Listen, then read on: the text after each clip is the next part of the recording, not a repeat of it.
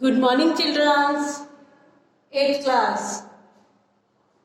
हाँ जी, कल हमने क्या पढ़ा था? हिंदी साहित्य पढ़ी थी, ठीक है, यानी बसंत। तो इसमें हमारा जो चैप्टर था वो क्या था? फर्स्ट पार्ट था, पार्ट 1। क्या था ये? ध्वनि, ठीक है, ध्वनि यानी आवाज। तो इसमें मैंने आपको पढ़ाया था, समझा भी दिया था। फिर इसके बाद में कल मैंने आपको इसके क्वेश्चन आंसर कराए थे कविता से। कवि को ऐसा विश्वास क्यों है कि उसका अंत कभी नहीं होगा। फिर सेकंड भी इसका करा देता। अब रह गया था थर्ड। थर्ड क्या था? कवि पुष्पों की चंद्रा और आलस दूर हटाने के लिए क्या करना चाहता है। ठीक है, तो हम इसका लिखते हैं थर्ड वाला।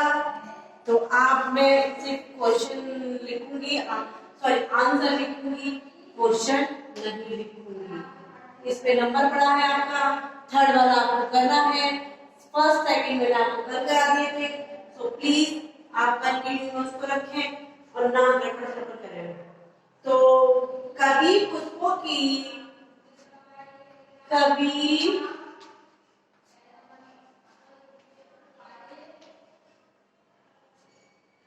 पुष्पों की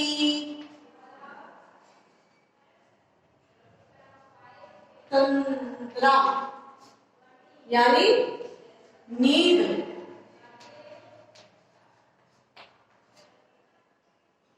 और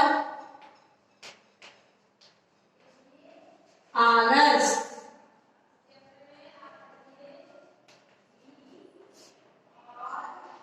आलस को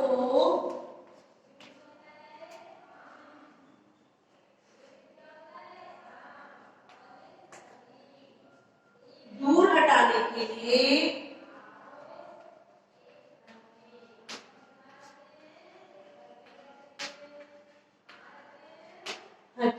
के लिए उन पर हाथ फेरेगा।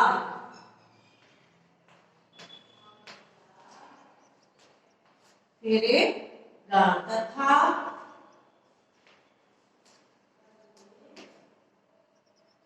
उनको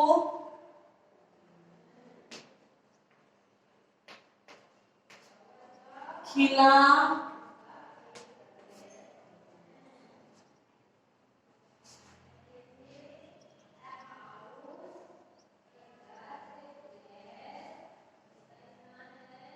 खिला देगा।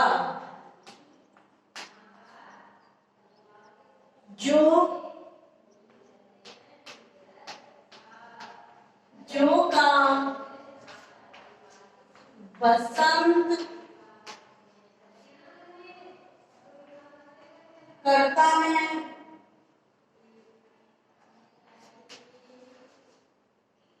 वह काम कभी भी करेगा। वह काम कभी भी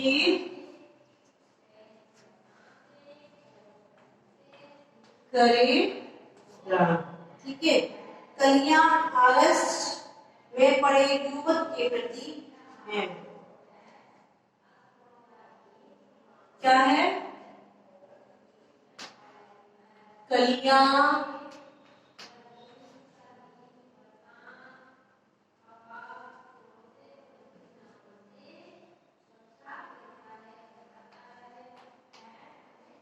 आलस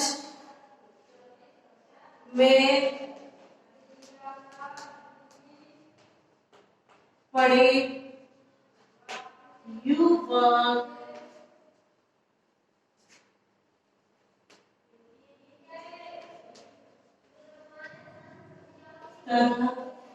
है।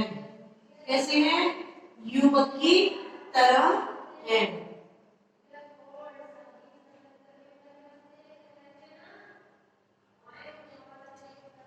युवकों की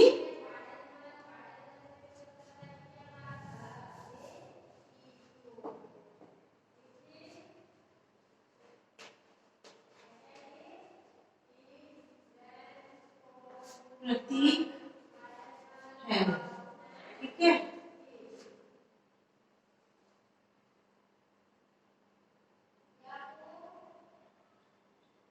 वह उनके आलस को दूर भगा देगा। वह उनके आलस को दूर भगा देगा। ठीक है, क्या कह रहा है, कवि पुष्पों की तंत्रा यानी निद्रा और आलस को दूर हटाने के लिए उन पर हाथ फेरेगा तथा उनको खिला देगा। जो काम बसंत करता है वह काम कवि भी करेगा। कलियां आलस में पड़े युवक के प्रतीक हैं।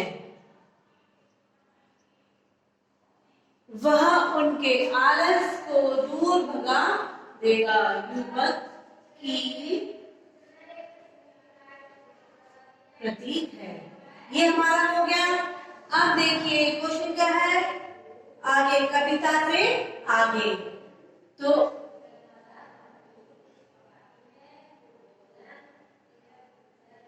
कविता से आगे क्या कहना है, बसंत को ऋतुराज क्यों कहा जाता है। क्या कह रहा है, बसंत को ऋतुराज क्यों कहा जाता है, आपस में चर्चा कीजिए। ये चर्चा आपस में आपको करनी है, तो आप कैसे करोगे ये बता दो, नहीं तो फिर हम आपको लिख के बता देते हैं। ठीक है, और फिर क्या है, बसंत सेकंड वाला क्या कह रहा है, बसंत ऋतु में आने वाले त्योहारों के विषय में जानकारी एकत्र कीजिए और किसी एक त्योहार पर निबंध लिखिए।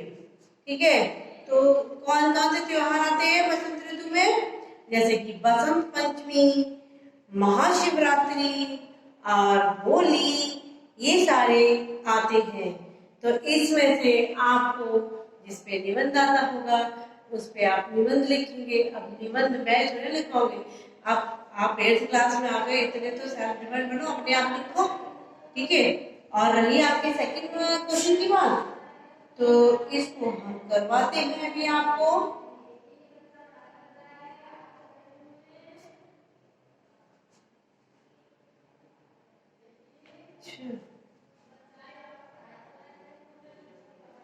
चलिए,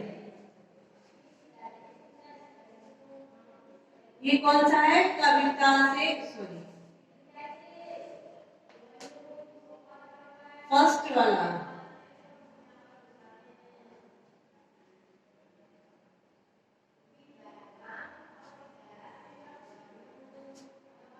तो क्या है ये, बसंत सभी ऋतुओं का राजा है।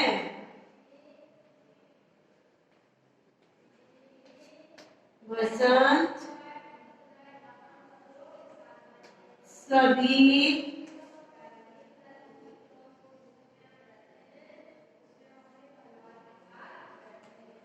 ऋतु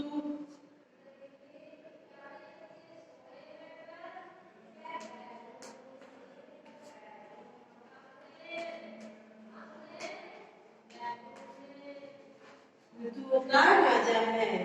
बसंत को सर्व से, बसंत को सर्व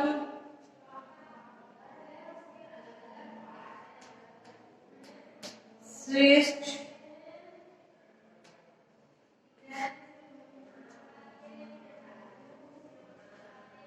सर्वश्रेष्ठ ऋतु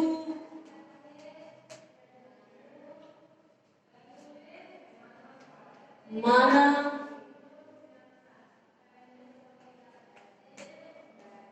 जाता है। क्या रहता है?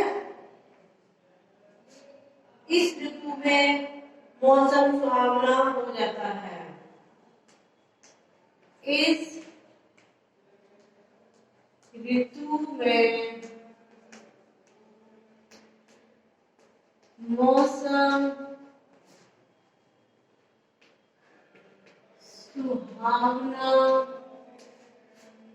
हो जाता है। ठीक है, इस ऋतु में उसकी छटा देखते ही बनती है। इस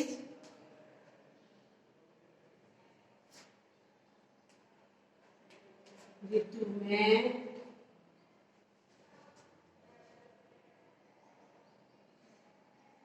उसकी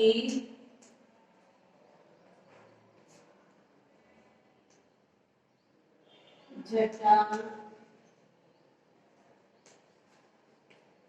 देखते ही बनती है। यह ऋतु मुर्दों में भी जान डाल देता है। यह ऋतु मुर्दों में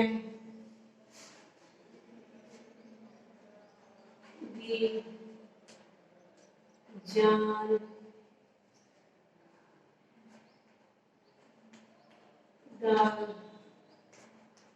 देता है।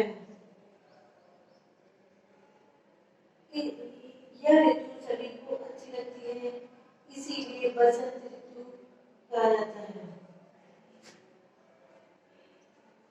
यह ऋतु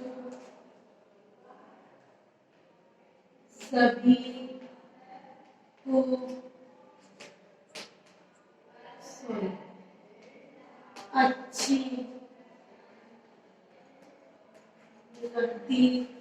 है,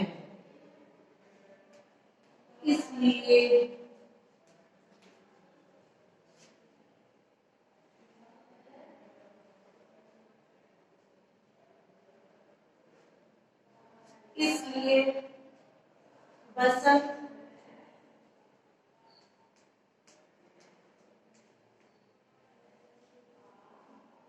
को ऋतुराज कहा जाता है।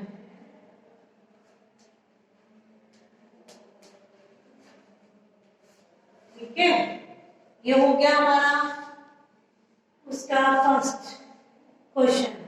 बसंत सभी ऋतुओं का राजा है।